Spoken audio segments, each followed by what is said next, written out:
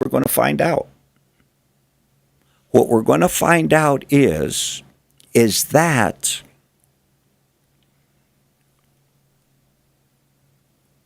Balaam did something very underhanded, okay?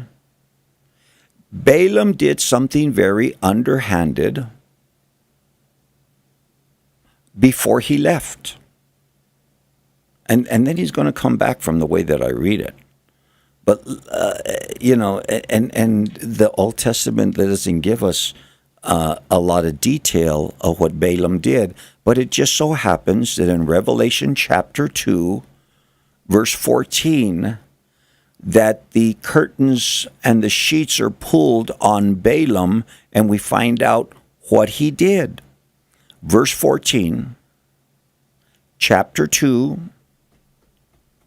I have a few things against you, because you have there those who hold the doctrine of Balaam. Now, Revelation was 1,500 years later when it was written, give or take a few hundred years. No, not that long, but it was a long time. But the spirit of Balaam was still alive. That whole, and this is what Apostle John, the Revelator, is telling this particular church. And let me get Pergamum is the name of the church. And these are the words of Jesus that have been given to Apostle John to speak to this church, that says, I have, good morning, Jody, and good morning, Andrea. Looks like we had some problems up until about a couple of minutes ago. So anyway, sorry. But some people probably have left us already, and I don't blame them. But we're going to keep on. Okay. So in the book of Revelation, written at least around 1,500 years later from the actual 25th chapter and 31st chapter of the book of Numbers, I have a few things against you, because you have there those who hold the doctrine of Balaam. Balaam was not alive in the church of Pergamum, except in the way of his doctrine, but not in his physical person. But what did Balaam do? He taught Balak to put a stumbling block before the children of Israel, to eat things sacrificed to idols, and to commit sexual immorality.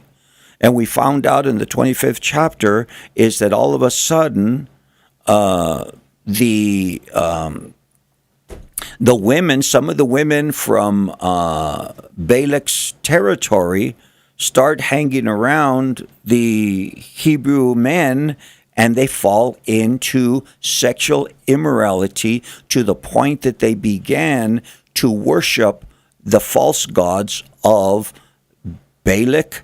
And I'm going to throw Balaam in there, even though some people think, well, yeah, but it's all connected together. So we'll cover that in a few minutes. Well, let's not even do a weather report, okay? Or let's not play a song that goes into a weather report, because we've already, sorry, Joe, that some of it. Good morning, Flo. I think Flo had left us on YouTube, and now Joe says he's on. Okay, so what happened? What happened was that Balaam could not curse and could not earn the money. And Peter says that he is loving unrighteous gain. But he says, well, I can't curse them, but I can show you what you can do. And it's probably for a price. I'm going to let you know what the insight is. Let's get them into immorality. So that's the unfinished business that we're talking about on today's program. We have unfinished business with the people of Midian. And the Lord Yahweh spoke to Moses, verse 1, chapter 31, take vengeance on the Midianites for the children of Israel. Afterward, you shall be gathered to your people. So Moses, we've told you already that you're going to go up to the hill and that you're going to pass away. That's what's coming in your future. But we got to take care of some other business. And one of the things that we have to take care of is we got to take care of the Midianites. We have some unfinished business with the Midianites. So that's where we find ourselves today. So Moses spoke to the people, saying, "Arm yourselves for war, and let them go against the Midianites to take vengeance for Yahweh on Midian." So here's the lay of the land. Understand this, please. The lay of the land is that Balaam and Balak had deceived the people of Israel, enticed them into sexual immorality, into idolatry. And God says, I'm not going to let them just get away with it. I'm going to protect my people.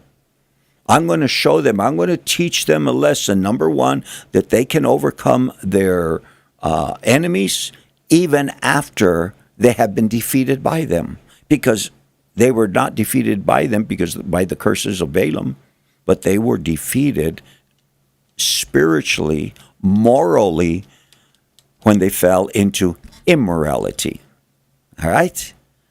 So the Lord, Yahweh, tells Moses, get ready for war.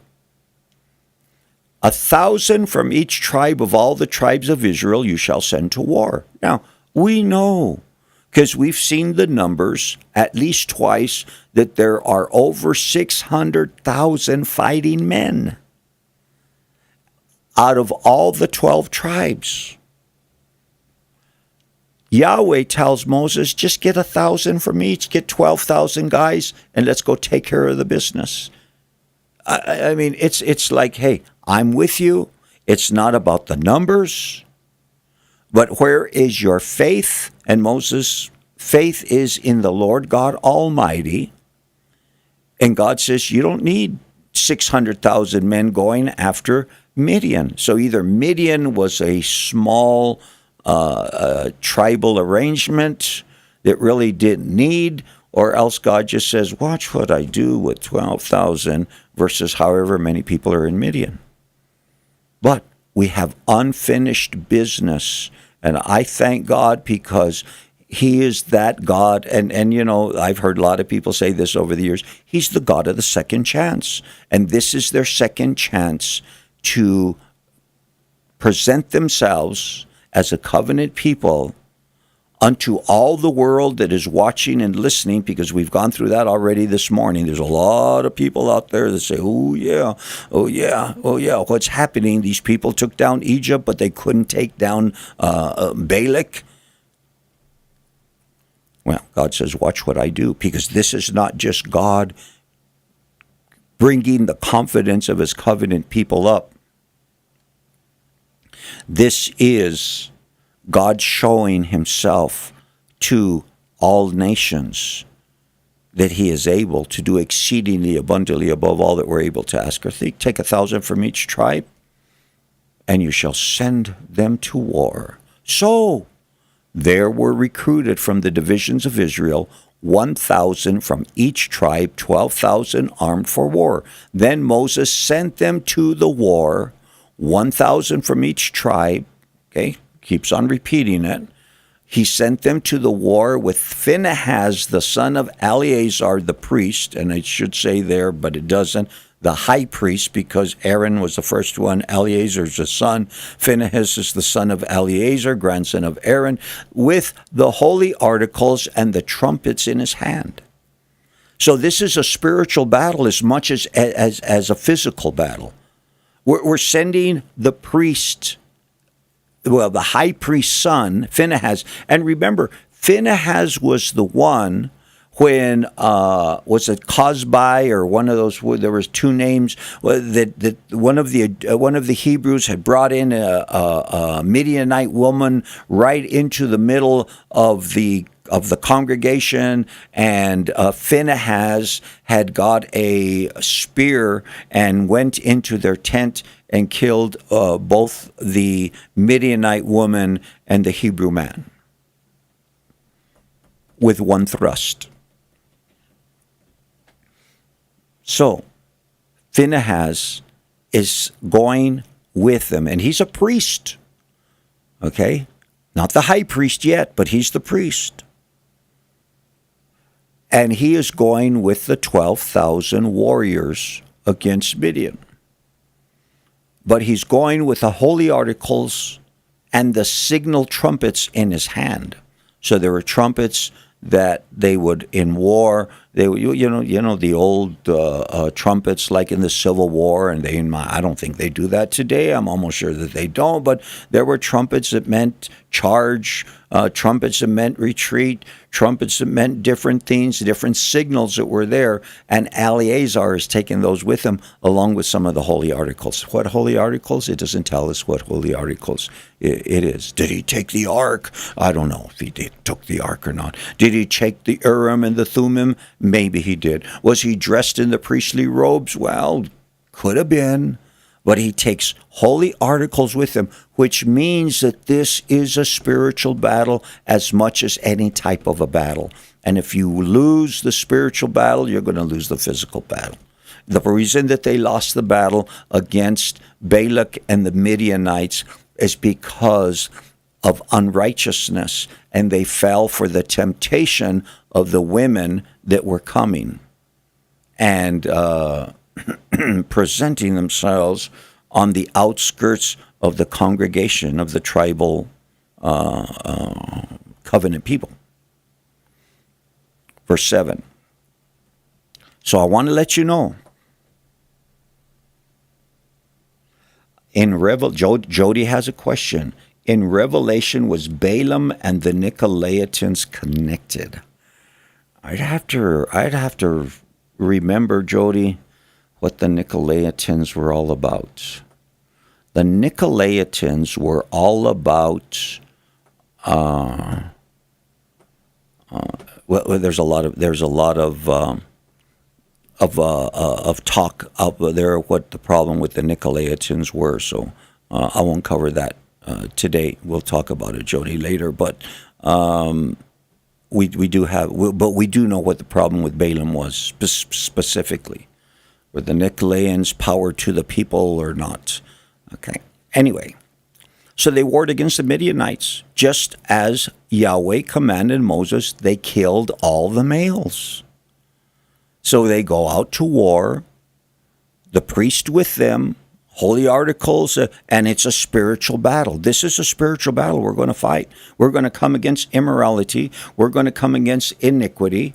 We're going to come against all of these things, and we are going to say that our God reigns, and we're going to continue to let the nations know that God is a God of victory. Sometimes as people don't win, but we got the chance, and this is unfinished business that we're taking care of. They warred against the Midianites just as the Lord commanded Moses, and they killed all the males. And you can't tell me that the like it would have been in cowboy days, that the riders didn't get on their horses and take off with the news and say, well, what happened now? Well, they went out and they warred, and they killed all the men.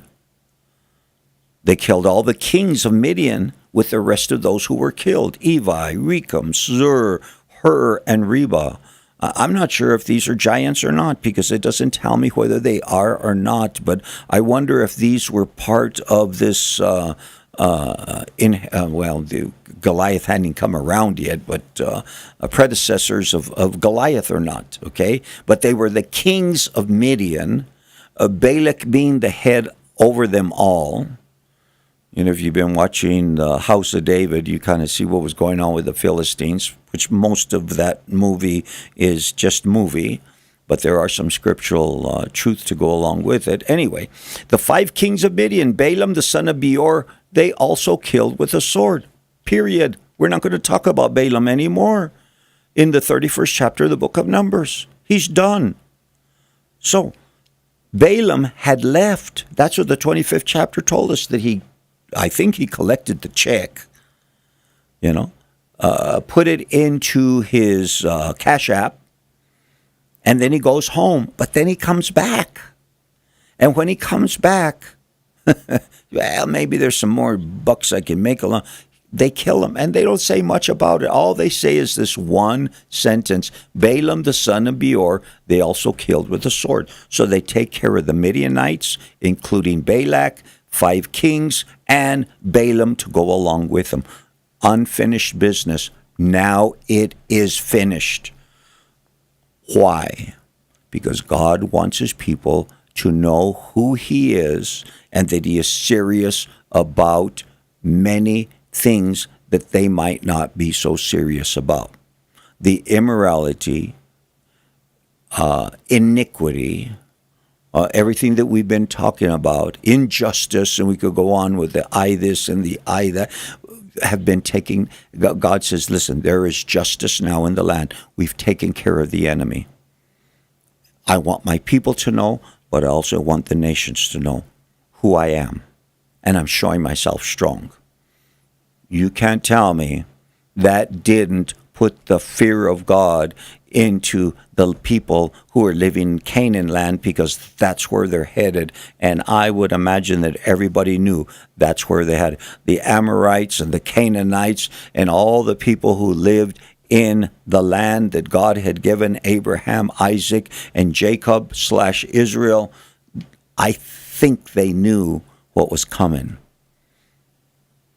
And I mean, they're not just going to lay down, okay, well, God, no, they had their own gods. They're pumping up their own gods. They're throwing out sacrifices. They're doing whatever it takes to the god of the Amorites, to the god of the Canaanites, to Baal, to Ashtoreth, to whatever name they have out over there. They're because they're getting ready. Well, Balak got ready and he passed away because our God reigns.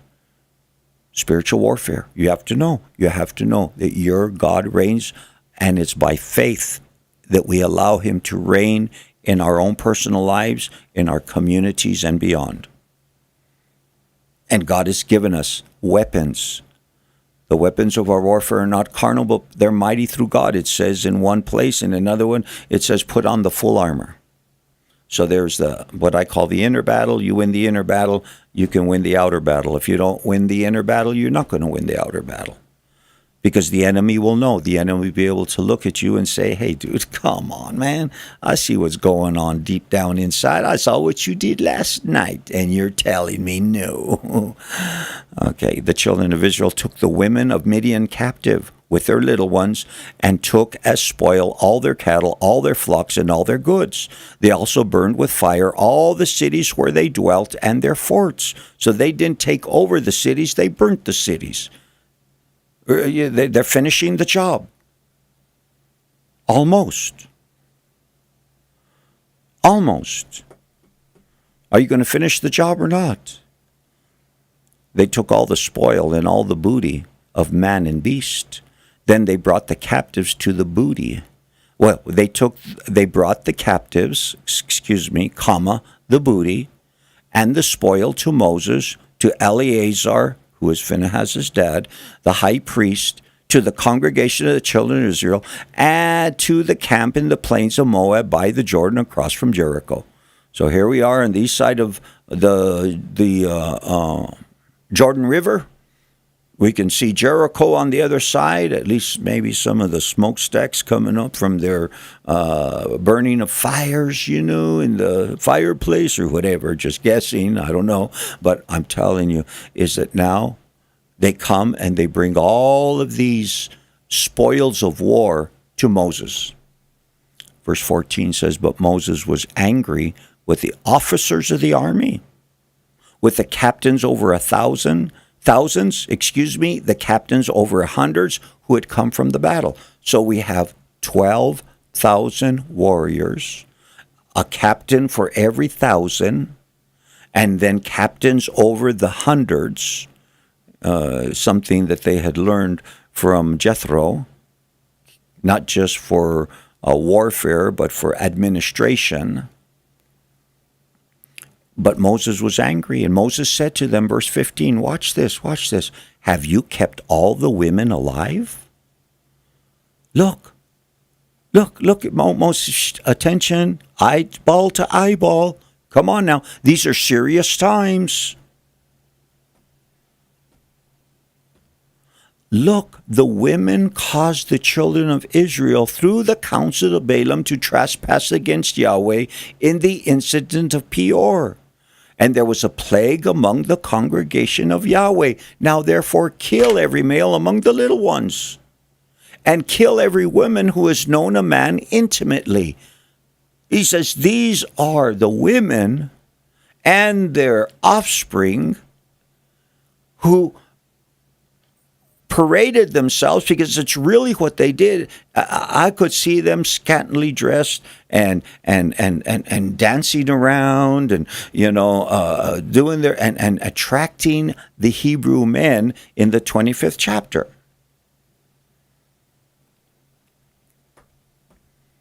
And Moses says, you brought these women back. These are the women that enticed us. These are the women. And they brought their children along with them.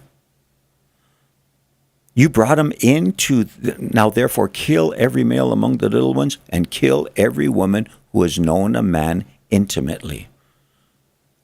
Because many of them had caused the men of Israel, the covenant men, cause them, I don't want to say that, to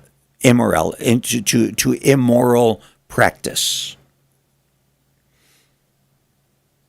But keep alive for yourselves all the young girls who have not known a man intimately. So, all the virgins, verse 18, all the virgins can stay, but anything else beyond that, when it comes down to the people of Balak, we're not going to bring. They're not going to bring their false gods in here. The young girls, let them come in. But we've had they not only did they cause the men to have sexual immorality, but they had them worshiping their god, leading them into more than just immorality, idolatry along with it. And he says, we have unfinished business, and we have to take care of it. Cut it off.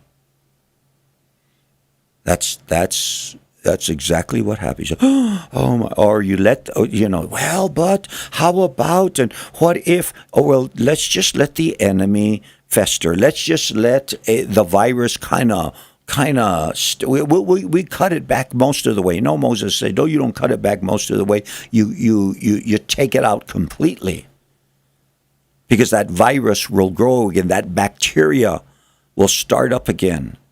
That infection, you need to take care of it.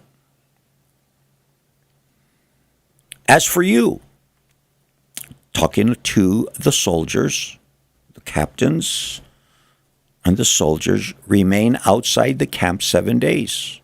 Whoever has killed any person, whoever has touched any slain, purify yourselves and your captives on the 3rd day and on the 7th day.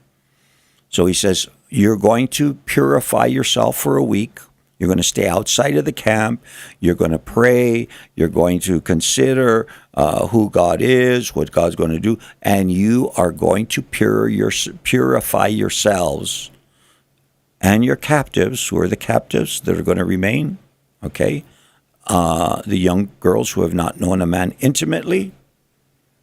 You're going to remain outside the camp. Have a little Bible study with them and show them who God really is, and let's get them away from their false gods. Purify every garment, everything made of leather, everything woven of goat's hair, and everything made of wood.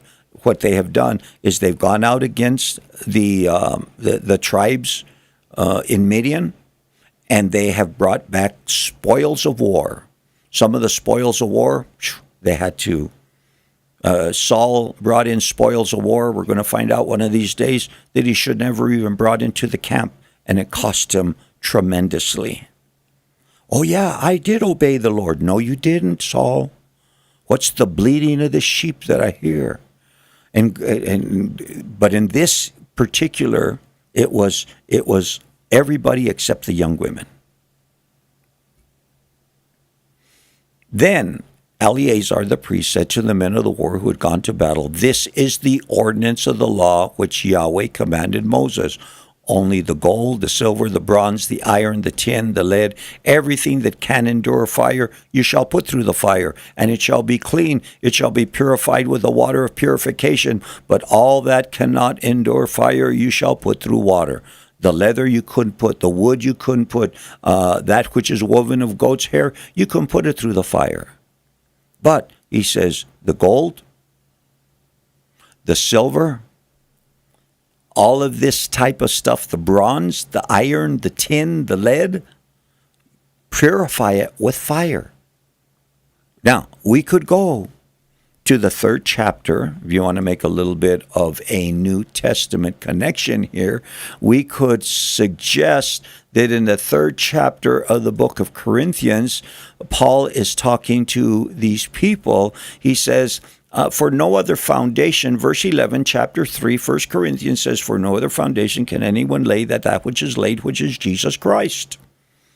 Okay? There's only one foundation. There's not a foundation of Buddha, not a foundation of Joseph Smith, not a foundation of Muhammad and Allah and all these other. There's only one foundation. The other ones are false foundations. Now, if anyone builds on this foundation with gold, silver, precious stone, wood, hay, straw, each one's work will become clear, for the day will declare it. Their work had been brought in from war and had been placed before the Lord. And it says, okay, now it's time. Purify this with water, purify this with fire. And you have to realize that the fire will declare, because it will be revealed, and the fire will test each one's work of what sort it is. And there's some very, very concise things that Paul is teaching the Corinthian church in the 3rd chapter that we should consider. We should understand why the fire, what was the fire all about? To burn away the chaff, to purify the gold, purify the silver, purify the iron, bronze, tin, everything that could go through the fire. Let's take care of it. They burned with fire. Did we go through that one already? Yes. Okay. Purify every garment. Okay. Only the gold and the lead, everything that can endure fire, you shall put it through the fire. It shall be clean. Purify it. And it shall be purified with the water of purification. But all that cannot endure fire, you shall put it through the water. You shall wash your clothes on the 7th day. Let the water or let the fire cleanse it and purify. The washing of the water of the word, let it purify the leather. But the gold, let the fire from above cleanse it and purify it. And then you bring it in. You shall wash your clothes on the 7th day and be clean. Afterward, come into the camp. Now the Lord spoke to Moses, saying, count up the plunder that was taken of man and beast. You and Eleazar the priest and the chief fathers of the congregation, to divide the plunder in 2 parts.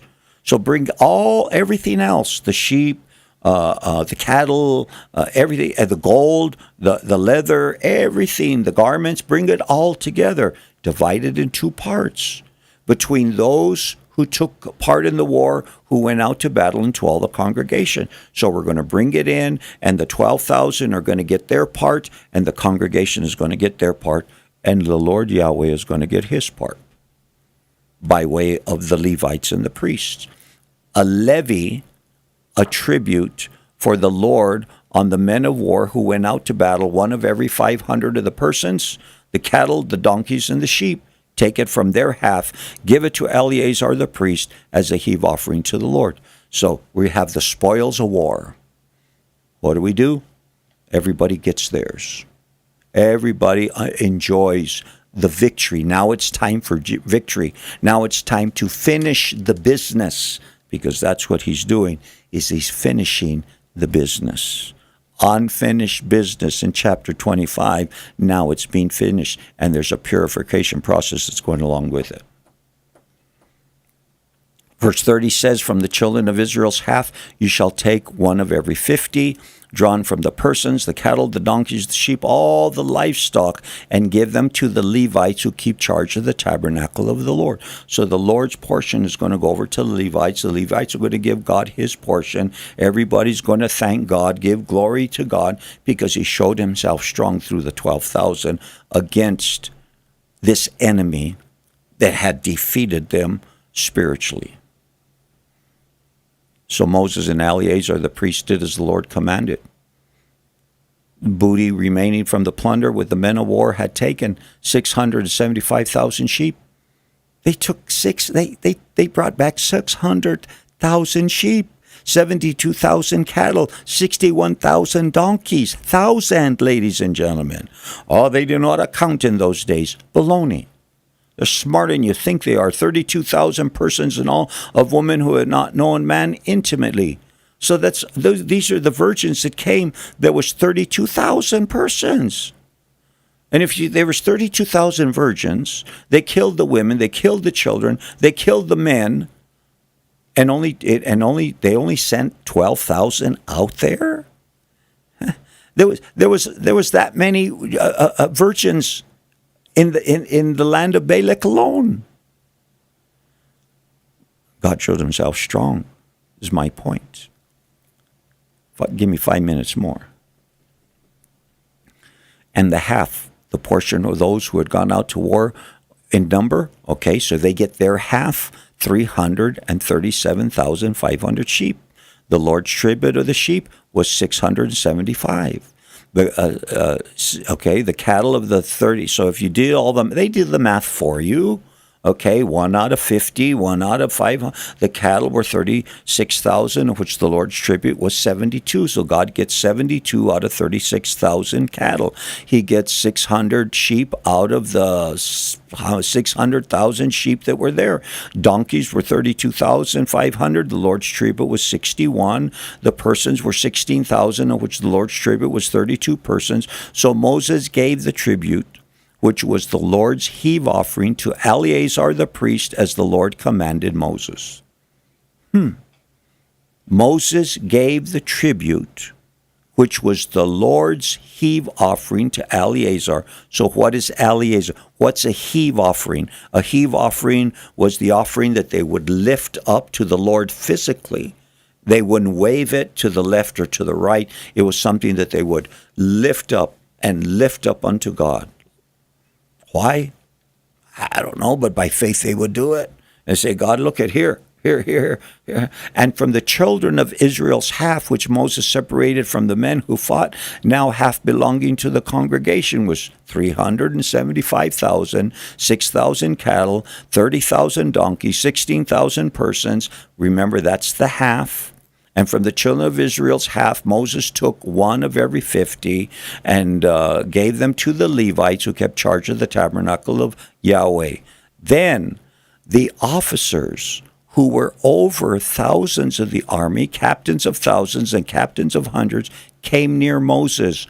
Now, what had happened? Moses had rebuked them for not finishing the job and sent him back out to take care of business, so we could have finished business instead of unfinished business. Then the officers who were over the thousands of the army, these are the guys that got rebuked. They came to Moses, said to Moses, your servants have taken account of the men of war who were under our command, and not a man of us is missing. We did not lose one guy in battle.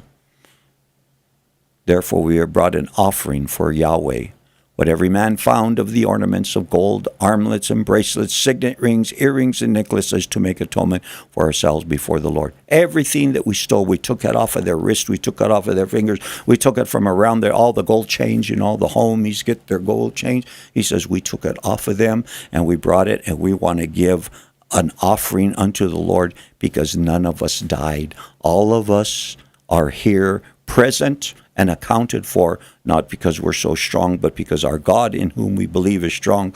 And it's kind of like saying, forgive us for not taking care of business, but now we did, and we're bringing an offering. We're telling God, we're your people.